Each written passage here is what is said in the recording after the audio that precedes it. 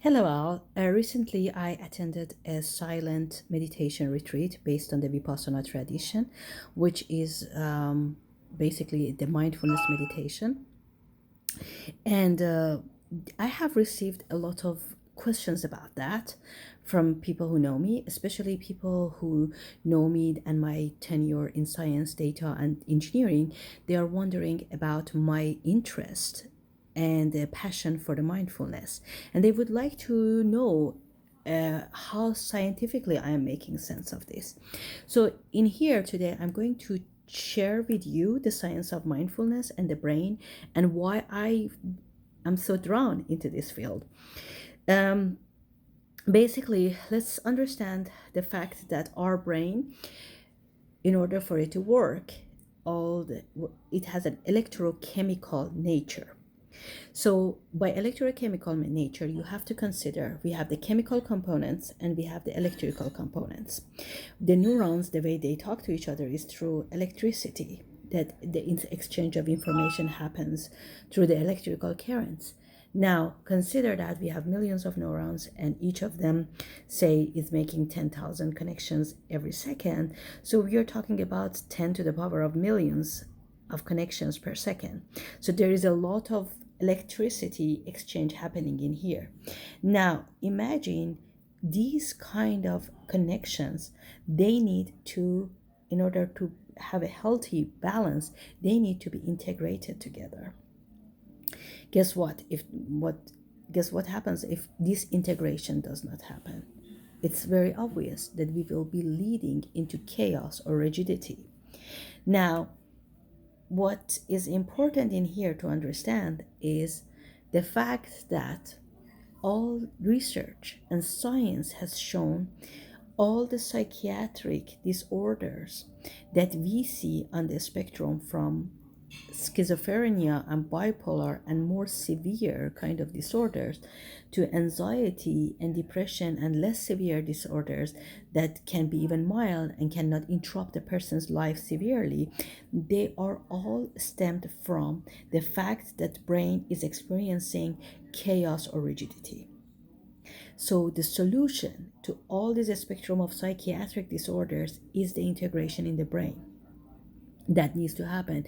There is a very simple phenomenon: neurons that fire together stay together, and that is the integration we are talking about.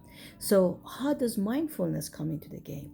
Mindfulness is the science and the practice. I shouldn't say science, but bear with me, maybe the practice of knowing at any point in our time where our attention and awareness is, rather than letting our mind wander around, which is chaos. Or it can be the rigidity because we want to think about things in a certain way. So, allowing ourselves to experience and to develop the capacity to know where our attention is at any moment in time leads to the integration in the brain. Now, if you are asking for the scientific proof of this, UCLA Mindfulness Awareness Research Center, the Neurobiology Center, the Neuroimmunology Center, I know that there are a ton of literature on this that I looked into, on how science is supporting that mindfulness can lead to the integration in the brain. And it's not just mindfulness, there are different practices that are associated with it, but I will leave it out of this talk. So consider this, that there is a big alternative in the world when it comes to the psychiatric disorders or even the simpler things like anxiety and depression that is very, very common as part of our life in the technological world, and that is neuropharmacology. So the neuropharmacology, it deals with the chemical aspect of the connections in the brain. However, the way the neuropharmacology is prescribed mostly is not science based, is not evidence based.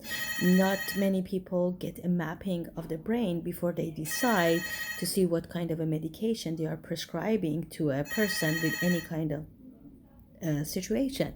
So, what happens is that the neuropharmacology is based on the self reporting data.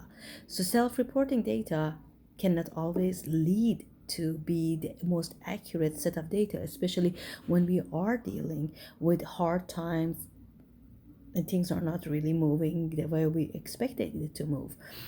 Um, Looking at this, you will be able to understand that mindfulness is a more subjective, science oriented, and effective way that you as a person can have a control over how you are changing your brain.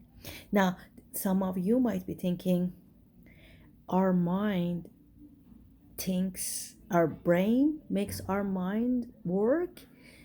Let's challenge that assumption. Let's challenge that assumption that we are constrained into a particular type of brain function, brain structure. We have the ability to change the formation and structure of our brain based on our minds. That is the important piece. And if you have that old belief, I really would like to ask you to consider the change and how it has evolved across the years. And this is the important piece that we need to really know about that, and know that these mindfulness practices, they really can change the formation and structure of your brain.